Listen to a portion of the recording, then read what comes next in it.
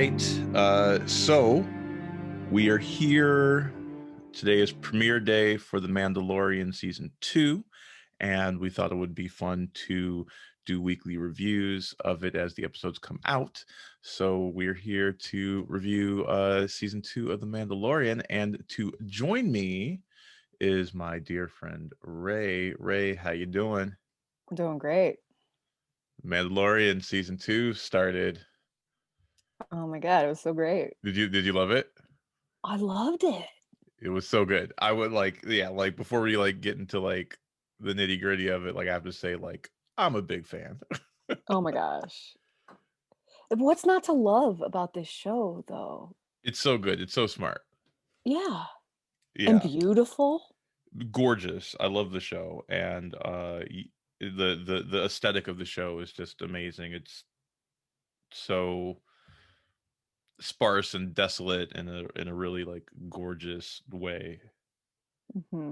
Mm-hmm. So this episode was titled "The Marshal." So let's break down the episode real quick. So I have one, two, three, four. I have 6 scenes that I have broken it down into. So first we have the cold open, which is Mando and Baby Yoda. Everybody, we are referring to the child as Baby Yoda on these reviews. How can we not? Yes, and we're gonna get into full spoilers. You saw the title card at the beginning. This is a spoiler review, so if you haven't watched the episode, then what are you doing here? You should be watching the show and then come back and watch Yeah. us. Do that first. Do that Immediately. first, and Right then now. pause, go watch it. Okay, great. You watched it. I hope you liked it. So we start with the cold open. And so Din Djarin and Baby Yoda uh go to I don't know, a UFC fight night. Oh, jeez. Right? And Of those green guys. Those yeah, amazing those two people. Gamorreans, I think is that race? The pig Sure. people. Um I don't know if that might be racist to Gamorreans, so I don't so I apologize to Weren't they the guards of the in Jabba's palace in Return of the yeah, Jedi. Yeah, of yeah. the thing that they dropped him in? What was the name of that I don't monster? remember the name of that monster, but yes, yeah, When he dropped absolutely. him in the pit with the thing, it was those Hmm. guards. Yeah. And he meets uh a very makeup. I don't know. Did you recognize who that was? The mob boss guy that he meets. No, not until I saw the credits. Okay, so you figured it out in the credits. So that's, and we'll get to Easter eggs later. But so that's John Leguizamo, which is great because this is a show that's created by John Favreau, Right. and famously the two of them star in Chef, one of my favorite films, Yeah. together. So that was His voice awesome. is perfect for His that. voice was perfect. He was He's so great. awesome. Yeah. Um, things don't go according to plan, as usually happens, They are and wont to do. the Mandalorian shows exactly why he is the Mandalorian, and just beats and murders everybody who tries Rex to get in the shop. his way, which is great. The technical term is Rex shop. Yes, he wrecks shop. So we have that wonderful opening scene. We see the what do they call them? The flying birds. Isn't that what they call the little needle things that he shoots out? We see Oh, those right. Yeah. again from Yeah, the something first like season. that from his wrist Yeah. guard. Whistling birds is what they Yes, call them, yes. whistling birds. So we see that, and we see him. It kind of recalls some of those, all the greatest hits of the first season, like Mando fight scenes, the whistling Mm, birds, the capturing somebody with that grappling hook rope mhm. thing on his wrist, pulling him back, all that. Um, and I love the well, promise me you won't kill me. He says, I promise you will not die by my hand. You will not die by my hand. Different. Yes. Yeah. Which is great. And of course, leaves him for the creepy Dogs, animal things in the night to tear him wolves, apart. Yeah. So you have something. so you have that. So then he information he finds out that he needs is back on Tatooine. So then that leads us to our second segment, back to Tatooine / familiar faces. Which is just the they like have taken this show to the extreme, like, we're gonna make this a fucking spaghetti western in space. We're gonna do every one of those fucking, like, stranger walks into a town, has to, like, deal with the sheriff or whoever, and, like, Mm-hmm. doing the stuff to, like, solve the problem and, like, be the hero. I mean, like, Yes. it's just like it's the like, it hits all the fucking tropes, all every one of the things for the rest of this episode. Like, it's a fucking John Wayne movie, Oh yeah. Which and is, well, it's you know that one of the actors in the suit is John Wayne's grandson. no, I forgot that. Oh Yeah. my god. Yeah. Is it the guy who knows all the, like, stunty stuff? Yeah. The stunt guy in the suit is John Wayne's grandson. It's fucking amazing. Yeah.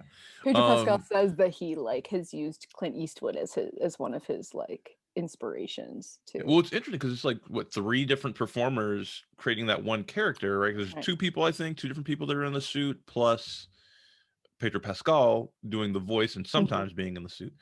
Right. Um, yeah, it is. It's interesting to see a single live action performance being done by three people. It's Right. fascinating to me. So the familiar faces we see the return of the mechanic from the first Right. season. I don't remember her name.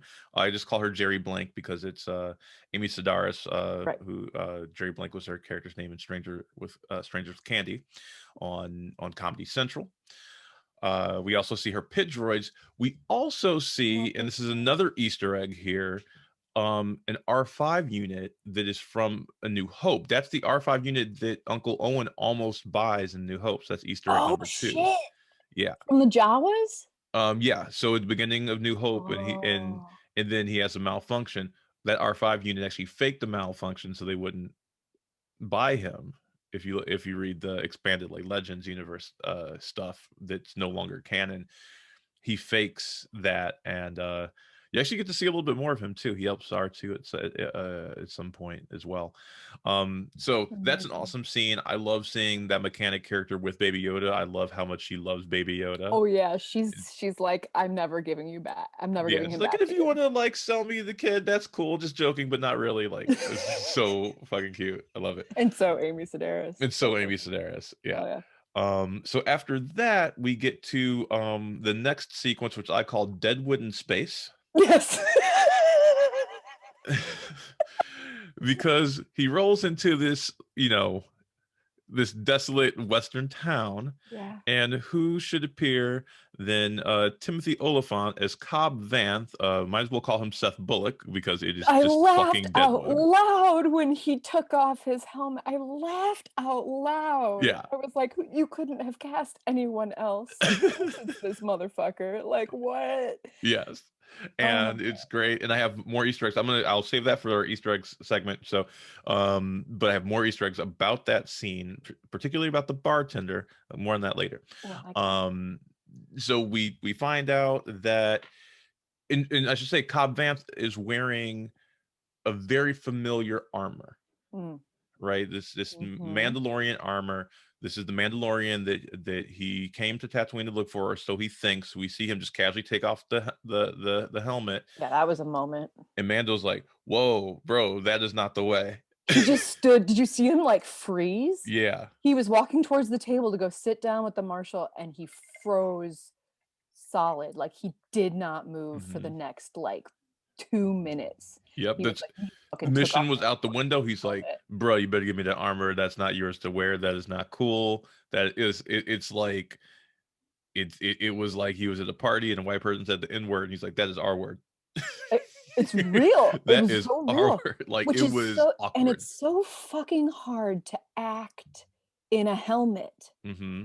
Like, you never see Mando's face, and yet his physicality shifted so fucking much. Like, you knew exactly what his face would have looked like underneath the I mean, aside from not knowing what his face looks like, but I mean, like, you Right. know what exact like expression he'd be making. He was livid. It Mm-hmm. was amazing.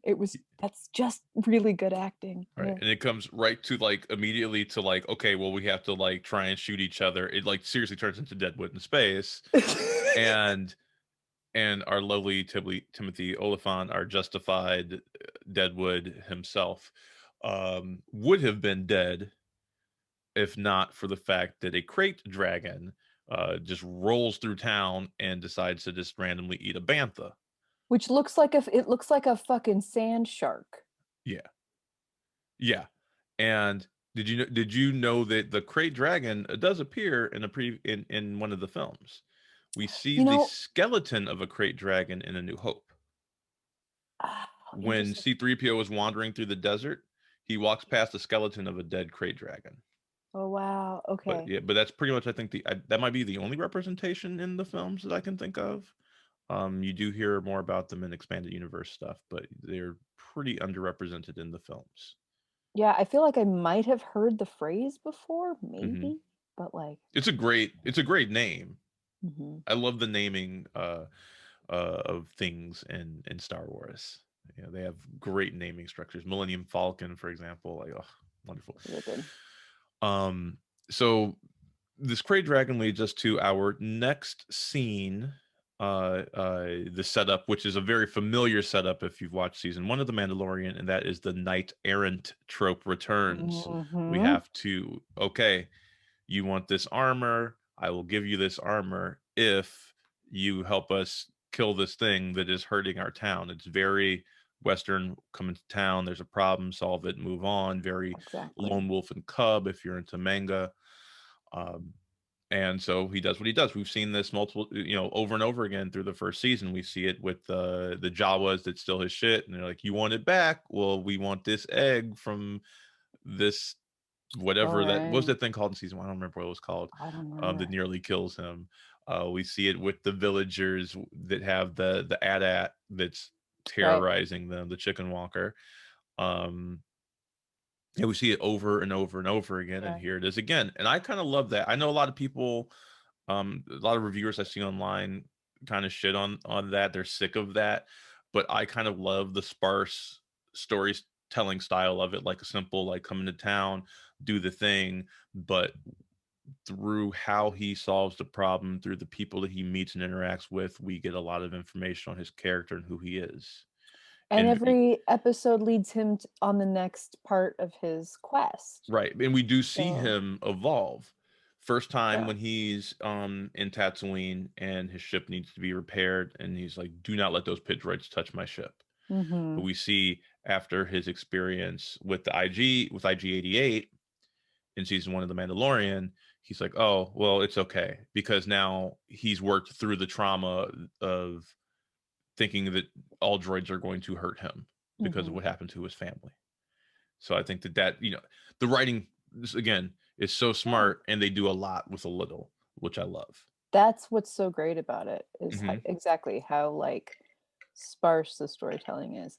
But like complaining about it being like new new problem to solve each week is like, have you ever watched a procedural in your life? It's Right. just like you have the guys and they go do a thing and then they do the next another one the next week. I mean, what Yeah. Except I think it's better than the procedural because then often in procedurals you're not getting this development of character in the same way that you get in this show. also you're not like leading yourself onto with the next like a next level of the quest. Like, Hmm. if it's just a bunch of cops doing a bunch of things to fix them to like solve a murder, you're not on a quest headed somewhere to get some like further goal. There's a further goal here. He's trying to get baby Yoda back to his family. Yeah. I would That's the like to see main. him do like just like one episode that is full on like Law and Order, and like Mando has like glasses over his helmet, like sunglasses over his helmet, and he's looking at the dead body and he takes off the sunglasses. It's like looks like the force is not with this guy, one of those. So the knight errant trope returns, and the knight errant trope in this leads us to our next section: how to kill your crate dragon. Mm. We see them team up with the Tuscan Raiders, and this is my favorite part of this episode. This is where I think you really see an intersection with real life. The way that Tuscan Raiders were traditionally portrayed in classic Star Wars were like savage, Yeah. like the way that we saw in film and television in early Hollywood, the way that we portrayed indigenous peoples to this to the United States of America. Yeah, and it was never, I never got any hint of them having any sort of language, that they were Hmm. just like that savage, like just make a bunch of noise, be really violent Yeah, thing. which is interesting that we have this actor who is known for like more like modern westerns and Timothy Oliphant Hmm. in saying stuff that you would hear in a western people saying about Native Americans. Hmm. So Hmm. I thought that that was incredibly pointed in a beautiful way. I loved And it. seeing Din Djarin, who speaks their language and understands like the nuances of this race of people, being a person that is of a race of people that are very misunderstood and dwindling himself, and him seeing the humanity in them that other people don't. And understanding their wisdom, Hmm. understanding that they know more about the crate dragon than the villagers do, and that they can bring their expertise to the situation, not just their manpower, but they're like, we know his feeding schedule, we know how to tempt him out of his cave, like all of these things are like he's he's letting the experts be the ones to guide the how they're going to take care of this situation, even though the villagers are like, well, what, they raid all our shit, they're not good for anything, like he ends up being this great interpreter between the two, not like literally with the language, but also like the being sort of an ambassador Hmm. between these two groups of people. And by the way, their language, when they're doing like, because they're making these noises, but they're also doing these hand gestures. Hmm. A lot of those hand gestures are straight up like based off of ASL. Yeah, They're yeah. based off of American Sign Language. I recognized multiple of the signs. Like they're literally doing things that look like American Sign Language. So I also love that they weren't just like waving their hands around doing some shit. Like when he said, "We'll help you kill the dragon," he actually made the sign for help. Like I saw it. Oh wow. So Yeah, that's that's fascinating. And like I love that their language is a mixture of sound and movement, yes. which is really really fascinating and really interesting and a wonderful way to display language, Hmm. you know. So they team up, um and then they're like, "Oh, this crate dragon is even bigger than we thought. We need more people." So then they recruit the villagers, or the denizens of the town, and they all team up, take on the thing. Of course, everything goes sideways. Always. Mando has to have his hero moment, hops into its mouth with a bantha strapped full of explosives. It was so It badass was though. so badass. Christ. It Oh was my so god. badass. Though I do wonder if they think about bantha sustainability on Tatooine. Just saying, seems like they just like cattle to the slaughter. Not cool. Just saying. Just saying. Uh, there were multiple bantas sacrificed in this yes, episode. So yes. Which is this was So wondering about the morality there. right. Um, they solve the problem. Timothy Oliphant's character gives Mando the Beskar armor that he had, That was and he heads off into the sunset, but not before we see a very interesting person standing, watching from a distance, watching this all unfold. And when he turns around, it's a very familiar face. We will talk about that in a minute. So that's the episode. So, Ray, give me your thoughts on just your summary thoughts on that episode. I mean, I just fucking love how it's exactly the it it's like set up the trope, hit all the buttons, like hit every one of the things to like make this the exact like trope story of the like mysterious stranger walks into a town, you know, finds a way of helping the townsfolk to defeat whatever they need defeated, getting something out of it so that he can go off and do his onto his next adventure kind of thing. Like there was not one note missing of Hmm. that whole thing. But it was set in fucking space, and there's like blasters, and there's this fucking crate dragon, and there's like all Yeah, speeder bike. There was a fucking speeder bike. There were two speeder bike I kind have of. that in my Easter eggs too. I'll talk about Timothy Oliphant's speeder bike as well. So, I have, yeah, great. But yeah. like it's just so wonderful. I mean, there's so much fun. There's so many fun things you can do with story and in different universes, right? And Hmm. it's like let's take this old storyline of like from a fucking western and stick it in space and see how it works. And it fucking works. It works so Hmm. great. It Which works is why so Star Wars, I think, always, was so captivating for people, especially with the original trilogy, is because just the absolutely. thought of like, Western in space is just, yeah, you know, Yeah. take my money. I Yeah. know, farm boy from the sticks like Hmm. comes, to help save the fucking everybody that's the resistance against the empire. Like Yeah. what's not to love?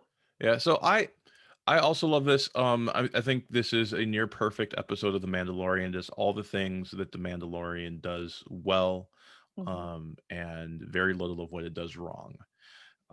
If anything, like I can't think of much of anything that I thought that was wrong with this. Uh, I know a lot of people complained about the short length of a lot of the episodes in the first season. So Mm, if you had a complaint about that, this was like 50 minutes long, I think, mhm. almost. So you get more than what we have traditionally been used to getting for episodes. So that was awesome. Uh, and it also the Mandalorian does a thing is I know that like when you watch these big budget like superhero movies or Star Wars movies, the thing the least interested in is the action. You're more of a character person. Yeah. But I'm listening to you talk and you're like, it's fucking cool. It's just fun. But I think that why it resonates so well that why we don't just kind of glaze over when those action scenes happen is because they're earned moments that feel like an Mhm. extension of the story. And if a fight scene needs to be 2 seconds because Mando wouldn't have to take 5 minutes to take down this one person, then it's going to be quick. And if it's a giant crate dragon, then it's going to be epic, so That's they that's like pick my their biggest moments. beef about action films is that Hmm. every fight takes 7 times longer than it would in real life, and I Hmm. don't care about them punching each other's faces. I care about what they have to say and what they think and what they feel.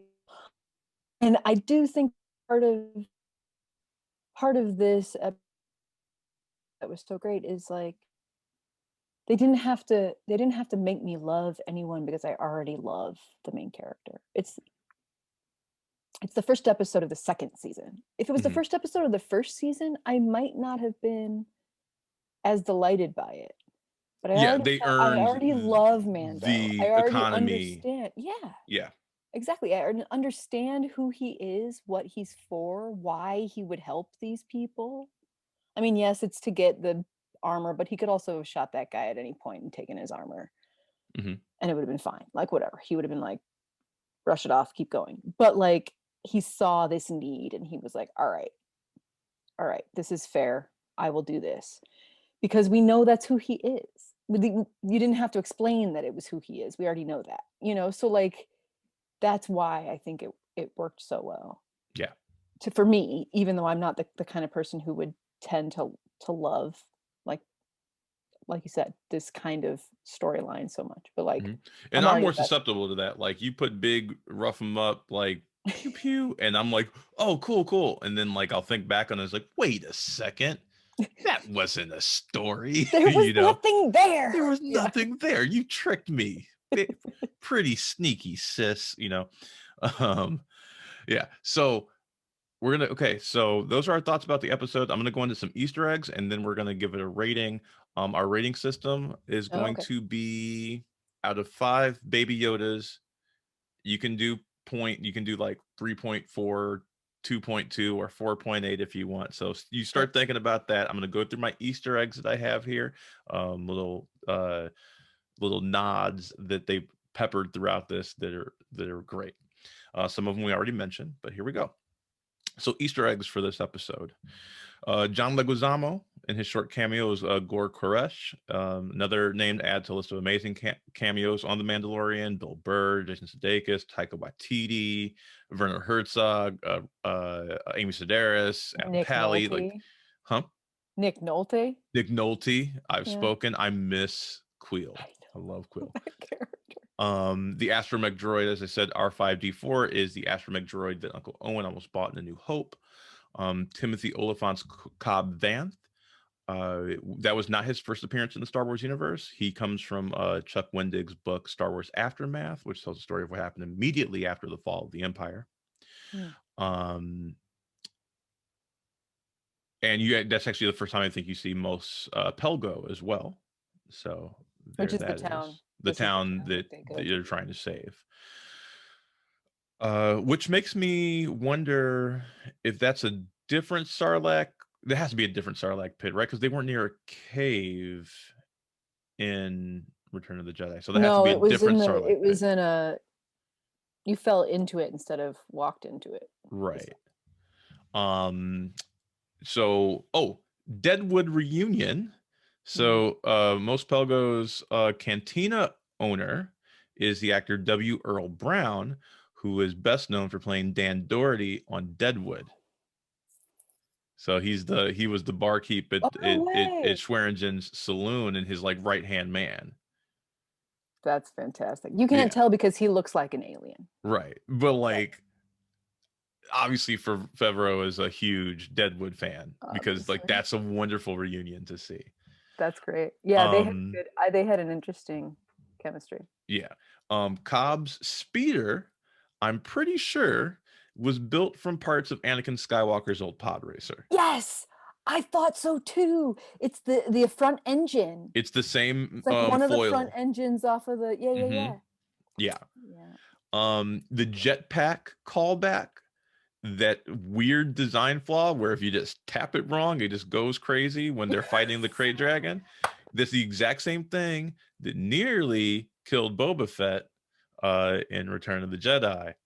Oops, made him get thrown into the Sarlacc pit. Right. It's the same Holy jetpack, shit! so it has the same flaw in the Brain design. You hit it and it explosion. goes when he goes Yeah, around like a balloon losing its air. Luke just hit him with his fucking stick. Mm-hmm.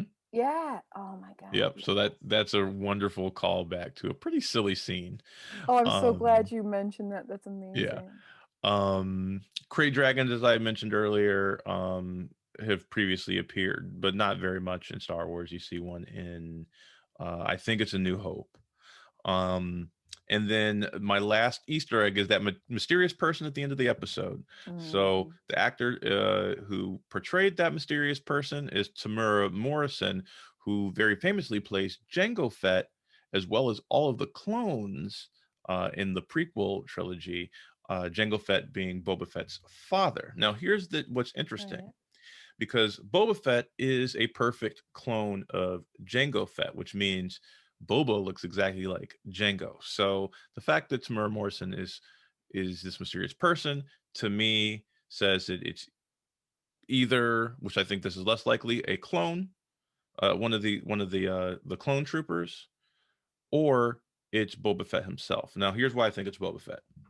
Here's why I Wait. think it's Boba Fett Oh, because the rest of the clone troopers have this purposeful design flaw in them where they age rapidly. So it would very likely be if that was a clone trooper that clone trooper would be probably like 100 years old by this point, like super super old. Oh, uh-huh. This clone was not that old. This clone's maybe in his 50s, Mhm. which I think is probably in line with the age that Boba Fett would be right now. So I'm pretty sure that that's Boba Fett. I thought you were gonna say that the fucking Mandalorian fucking armor that the Marshal is wearing is suspiciously green. It is.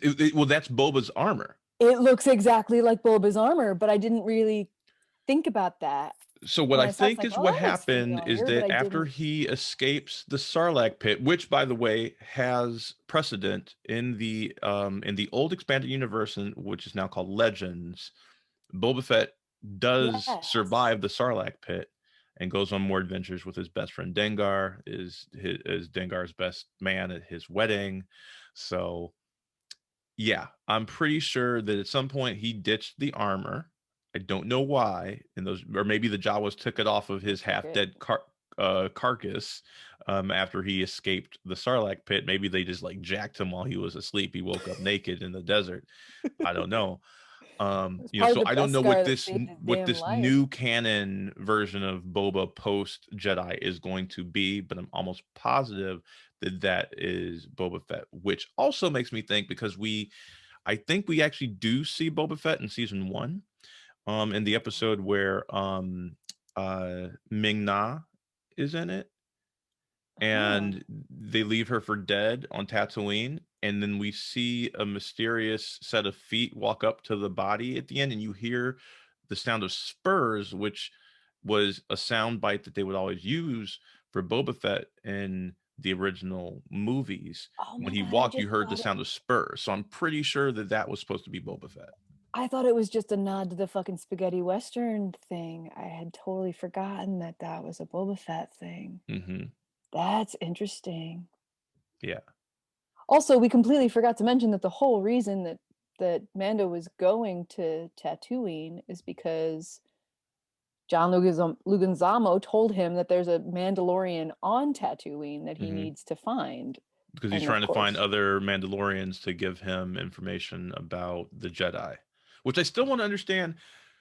Because if you are a fan of the Star Wars series, Mandalorians and Jedi are pretty intertwined, right? Like the other big enemy against the Jedi are the Mandalorians, right? The Mandalorians and the Jedi have a lot of beef and a lot of history, and so I don't understand what happened in like 20 to 30 years that made the all the current Mandalorians forget who the fuck Jedi people are. It's very strange to me, hmm. you know. So Maybe it's like just his little pod of Mandalorians that don't know. could be that could be. Yeah, I'm very interested in learning more about his pod of Mandalorians because there are various tribes of Mandalorians. Um, the the sword that Moff Gideon has at the end of season one is a Mandalorian weapon, an ancient Mandalorian weapon called the Dark Saber, which is built by, I believe, like a Mandalorian Jedi from a long time ago. It's Wait, you it can be both? yes, I'm pretty sure that the dark saber is actually a lightsaber, and it was built by a Mandalorian who became a Jedi. But I think that Mandalorian like left the order, and then it was passed down through combat, through ritual combat from Mandalorian to Mandalorian. It's a badass weapon. And one of the last people I remember having the dark saber in the animated series was Pre Vizsla, who is the father or grandfather of Paz Vizsla, who is the big dude that Mando almost gets in a fight with one of the other Mandalorians. And they get Yeah. into that fight in front of the armorer, and she's like, "Whoa, whoa, whoa, whoa! Stop Yeah. fighting. We're people. This is the way. This is the way. This is the way." I you know. miss her. So I'm very interested in like who like where this group comes from, Hmm. because I think, and I'm a little rusty on my animated stuff. I think previously started the Death Watch, which is the group that had the dark saber. So I'm wondering if there's a connection between this group and that group, and if so, they should know damn well who Jedi are. So I'm very confused on that, and they still haven't revealed that Hmm. yet. So I'm interested in that. Hmm. All right, so let's wrap this up. Ray, what is your rating of this episode of The Mandalorian? Out of 5? Out of 5 Baby Yodas. I'm gonna put a graphic of 5 disembodied Baby Yoda heads on the screen too. So Perfect. yes. I wanna say okay, so I loved it, but it's a little bit like popcorn. Mm-hmm. Like, there were episodes last season that, like, gave me chills and, like, I had tears in my eye. Like, there were some really great things. So I have my standards are pretty fucking high, right? Mm-hmm. And though this was really, really enjoyable, it wasn't like that level of Mm-hmm. amazing. So I don't think I can give it more than like a 4. Okay, so is that official 4 out of 5 Baby Yodas? 4.2. 4.2 Baby Yodas. Okay. I would agree with that, but I think everything that this episode did, it did really, really well. The only thing that it's lacking is some like emotional, like Mhm. it's my boy, like it's my son, Baby Yoda moment. Like I Yeah, needed a little bit of that. If I got that, I probably would give it 5 Baby Yodas, but without that, I'm going to give it 4.5 Baby Yodas. there was a distinct lack of Baby Yoda. I mean, he was Yes. there, but he didn't do nothing. Yeah, like I needed Baby Yoda sipping on some bone broth or Something. something, you know, Not just just hanging out in a spittoon. yeah. So that's okay. So that's our review. All right. We're gonna do this every week. I hope that you can join me every week, Ray, on these Mandalorian reviews. I hope so. We'll see. Um, yeah. Next week we will check out the next episode, and afterwards we will post up our review of that. Be sure to like and subscribe our YouTube page. Check out our podcast, The Dope. We have some awesome content on there, just launched. You can also check out our politics and activism podcast, Conscious Culture, also on the same network. And next week, check out the premiere of our third podcast, The Echo Love Journey. Thank you very much. I am Maui, and this I is. I am Ray. Oh, that's like the end of Rise of Skywalker. Who are you? I am I'm Ray. Ray Skywalker. No, I'll have to do a whole like separate video because we didn't exist when Rise of Skywalker came out, and I need to rant about that. So that'll be another video. I have to Um, watch it and then let's do that. yes, you can watch it and get very angry with me. Great. But in the meantime, I hope everybody has a good week, and this is the way. Vote. Ooh, vote. Please vote. No matter This is the what. way. Please vote.